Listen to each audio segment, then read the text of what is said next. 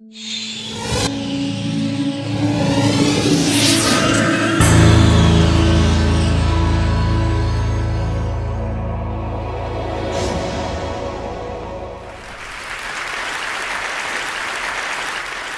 today I'm going to talk to you about the rise of collaborative consumption. I'm going to explain what it is and try and convince you in just 15 minutes that this isn't a flimsy idea or a short-term trend, but a powerful cultural and economic force reinventing not just what we consume, but how we consume. Now I'm going to start with a deceptively simple example. Hands up, how many of you have books, CDs, DVDs or videos lying around your house that you probably won't use again, but you can't quite bring yourself to throw away? Can't see all the hands, but it looks like all of you, right? On our shelves at home, we have a box set of the DVD series 24, season 6 to be precise. I think it was bought for us around 3 years ago for a Christmas present. Now, my husband Chris and I love this show. But let's face it, when you've watched it once, maybe or twice, you don't really want to watch it again because you know how Jack Bauer is going to defeat the terrorists. So there it sits on our shelves, obsolete to us, but with immediate latent value to someone else. Now before we go on, I have a confession to make. I lived in New York for 10 years, and I am a big fan of Sex and the City. Now, I'd love to watch the first movie again as sort of a warm-up to the sequel coming out next week. So how easily could I swap our unwanted copy of 24 for a wanted copy of Sex and the City? Now, you may have noticed there's a new sector emerging called swap trading. Now, the easiest analogy for swap trading is like an online dating service for all your unwanted media. What it does is use the internet to create an infinite marketplace to match person A's haves with person C's wants, whatever they may be. The other week, I went on one of these sites, appropriately called Swaptree, and there were over 59,300 items that I could instantly swap for my copy of 24. Lo and behold, there in Resda, California was Rondaron, who wanted to swap his or her like-new copy of Sex and the City for my copy of 24. So in other words, what's happening here is that Swaptree solves my carrying company's sugar rush problem, a problem the economists call the coincidence of wants, in approximately 60 seconds. What's even more amazing is that it will print out a postage label on the spot because it knows the weight of the item. Now, there are layers of technical wonder behind such sites such as Swaptree, but that's not my interest, and nor is swap trading per se. My passion, and what I've spent the last few years dedicated to researching, are the collaborative behaviors and trust mechanics inherent in these systems.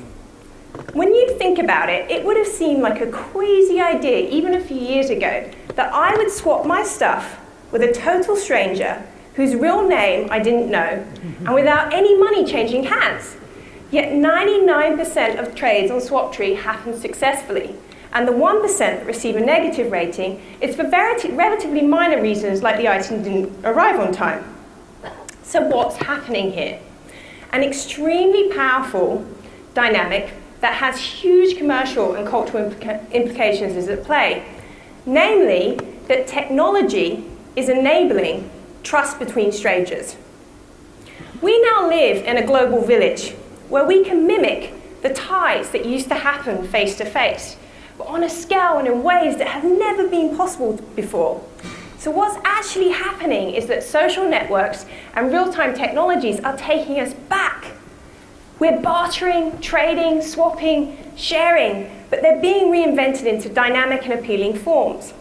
What I find fascinating is that we've actually wired our world to share, whether that's our neighborhood, our school, our office, or our Facebook network, and that's creating an economy of what's mine is yours. From the mighty ePay, the grandfather of exchange marketplaces, to car-sharing companies such as GoGet, where you pay a monthly fee to rent cars by the hour, to social lending platforms such as Zopa, that will take anyone in this audience with $100 to lend and match them with a borrower anywhere in the world. We're sharing and collaborating again in ways that I believe are more hip than hippie. I call this groundswell collaborative consumption. Now, before I dig into the different systems of collaborative consumption, I'd like to try and answer the question that every author rightfully gets asked, which is, where did this idea come from? Now, I'd like to say I woke up one morning and said, I'm going to write about collaborative consumption. But actually, it was a complicated web of seemingly disconnected ideas. Over the next minute, you're going to see a bit like a conceptual fireworks display of all the dots that went on in my head. The first thing I began to notice, how many big concepts were emerging, from the wisdom of crowds to smart mobs, around how ridiculously easy it is to form groups for a purpose. And linked to this crowd mania were examples all around the world, from the election of a president to the infamous Wikipedia and everything in between, on what the power of numbers could achieve. Now, you know when you learn a new word and then you start to see that word everywhere? That's what happened to me when I noticed that we are moving from passive consumers to creators to highly enabled collaborators.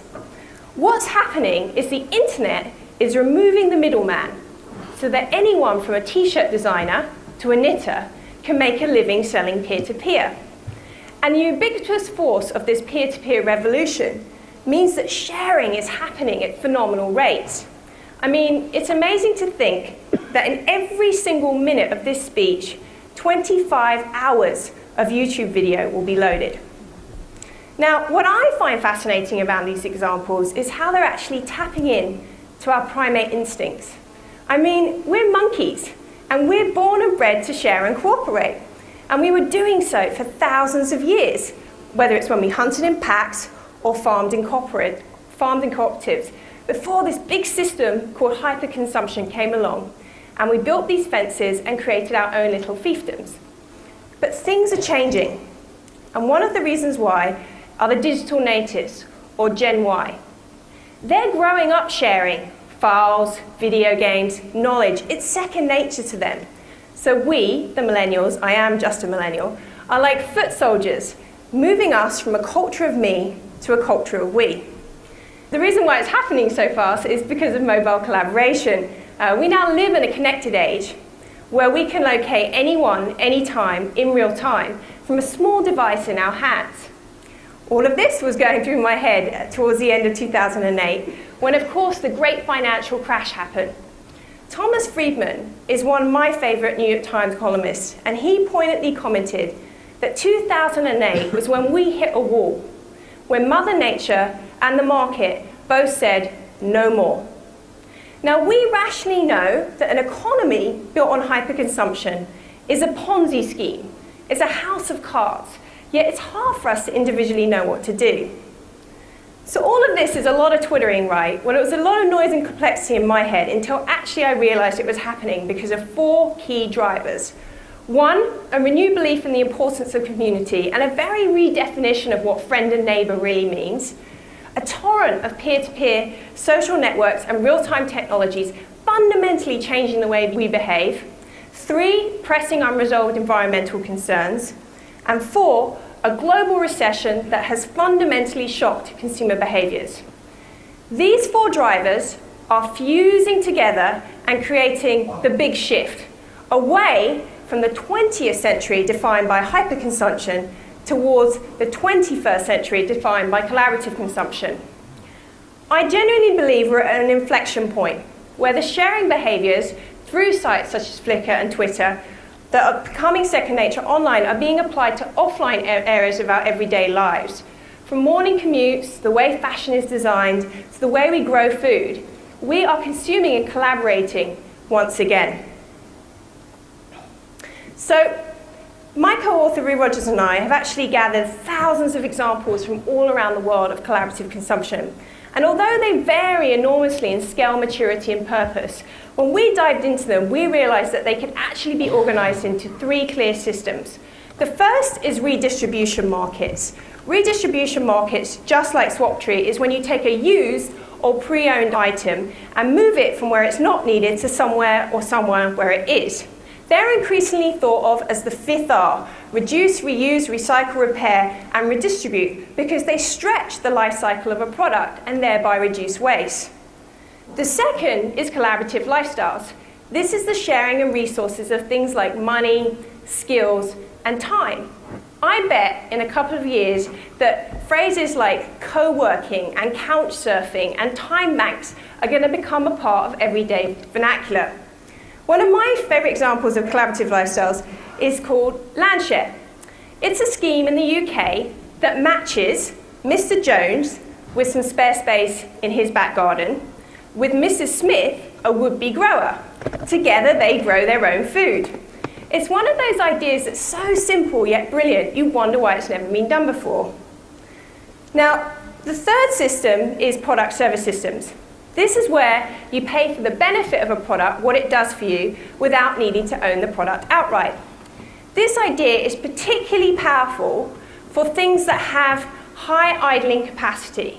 And that can be anything from baby goods to fashions to... How many of you have a power drill?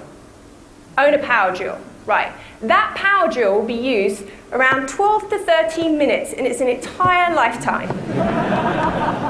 It's kind of ridiculous, right? Because what you need is the hole, not the drill. So, why don't you rent the drill? Or even better, rent out your own drill to other people and make some money from it. These three systems are coming together, allowing people to share resources without sacrificing their lifestyles or their cherished personal freedoms. I'm not asking people to share nicely in the sandpit. So, I want to just give you an example of how powerful collaborative consumption can be to change behaviours.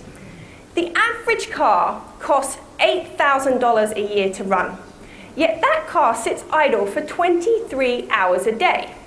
So when you consider these two facts, it starts to make a little less sense that we have to own one outright. So this is where car-sharing companies such as Zipcar and GoGet come in. In 2009, Zipcar took 250 participants from across 13 cities, and they're all self-confessed car addicts and car-sharing rookies, and got them to surrender their keys for a month. Instead, these people had to walk, bike, take the train, or other forms of public transport. They could only use their Zipcar membership when absolutely necessary. The results of this challenge after just 1 month were staggering. It's amazing that 413 pounds were lost just from the extra exercise. But my favourite statistic is that 100 out of the 250 participants did not want their keys back. In other words, the car addicts had lost their urge to own. Now, product service systems have been around for years. Just think of libraries and laundrettes. But I think they're entering a new age because technology makes sharing frictionless and fun. There's a great quote that was written in the New York Times that said, sharing is to ownership what the iPod is to the 8-track, what solar power is to the coal mine. I believe also our generation, our relationship to satisfying what we want is far less tangible than any other previous generation. I don't want the DVD, I want the movie it carries. I don't want a clunky answering machine, I want the message it saves. I don't want a CD, I want the music it plays. In other words, I don't want stuff, I want the needs or experiences it fulfills. This is fueling a massive shift from where usage trumps possessions, or as Kevin Kelly, the editor of Wired magazine, puts it, where access is better than ownership. Now, as our possessions dematerialize into the cloud, a blurry line is appearing between what's mine, what's yours, and what's ours. I want to give you one example that shows how fast this evolution is happening. This represents an 8-year time span. We've gone from traditional car ownership to car-sharing companies, such as Zipcar and GoGet, to ride-sharing platforms that match rides, to the newest entry, which is peer-to-peer car rental, where you can actually make money out of renting that car that sits idle for 23 hours a day to your neighbour.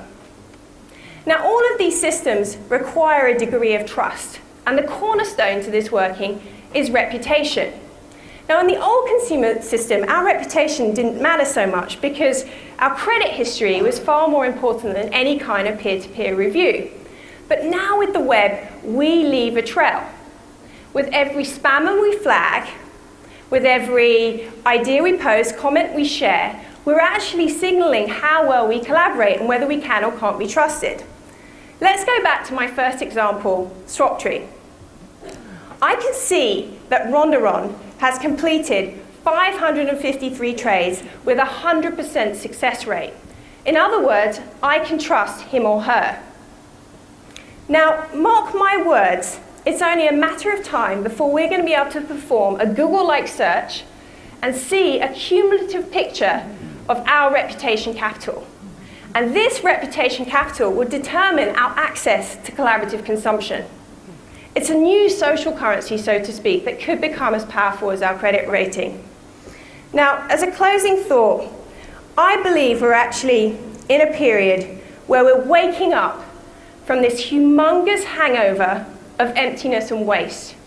And we're taking a leap to create a more sustainable system built to serve our innate needs for community and individual identity. I believe it will be referred to as a revolution, so to speak, when society, faced with great challenges, made a seismic shift from individual getting and spending towards a rediscovery of collective good. I'm on a mission. I'm on a mission to make sharing cool. I'm on a mission to make sharing hip, because I really believe it can disrupt outdated modes of business, help us leapfrog over wasteful forms of hyperconsumption, and teach us when enough really is enough. Thank you very much.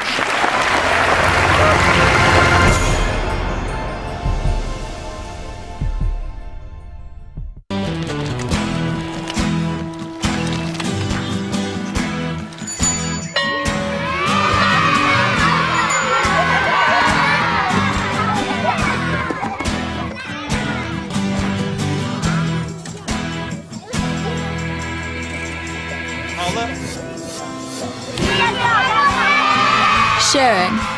That's video on the Human Network. Siska, welcome to the Human Network.